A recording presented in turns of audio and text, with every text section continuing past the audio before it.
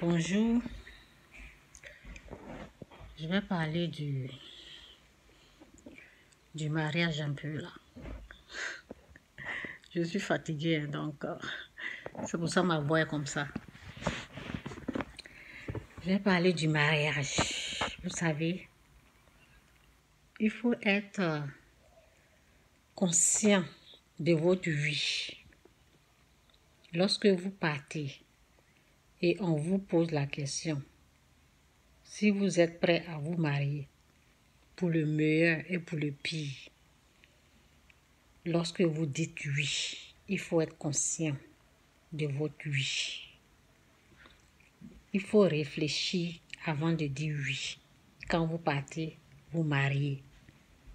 Lorsqu'il s'agit d'un mariage, et un mariage où Dieu est impliqué, respectez ce mariage.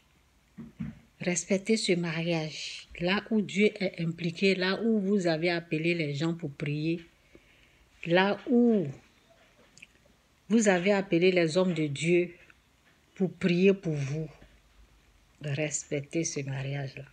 Vous avez compris? Donc, j'ai fait cette vidéo pour rappeler aux gens que Dieu bénit le mariage. La bénédiction se trouve dans le mariage. La parole dit, la personne qui a trouvé une femme sera heureux. L'homme qui trouve une femme sera heureux. Ok? Donc, dans le mariage, il y a la bénédiction. C'est comme un cadeau. Dans le mariage, il y a une bénédiction qui est là. Mais il faut connaître la valeur du mariage. Le mariage où Dieu est impliqué là, il y a une bénédiction, il y a une grâce.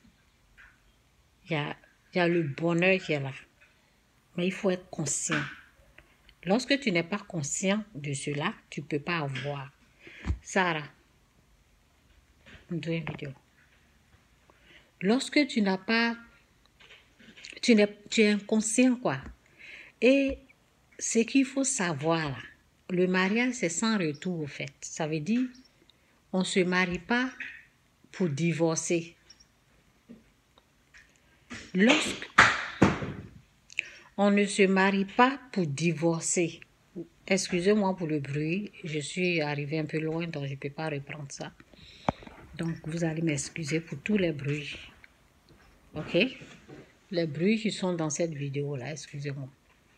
Donc je disais, il faut être conscient que quand vous rentrez dans quelque chose que vous avez impliqué Dieu dedans, là, c'est sans retour.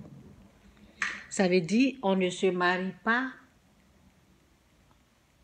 Stop. On ne se marie pas pour divorcer au fait. On ne va pas se marier. Il n'y a pas de demi-tour. C'est pour le meilleur et pour le pire. Donc, il faut être conscient de ça. Lorsque vous vous mariez et puis après vous dites non, on dirait que je ne l'aime pas. Ça n'existe pas. Évitez ça. Ok? Si vous savez, on dirait que tu n'aimes pas là, il ne faut pas te marier au fait. Je ne parle pas de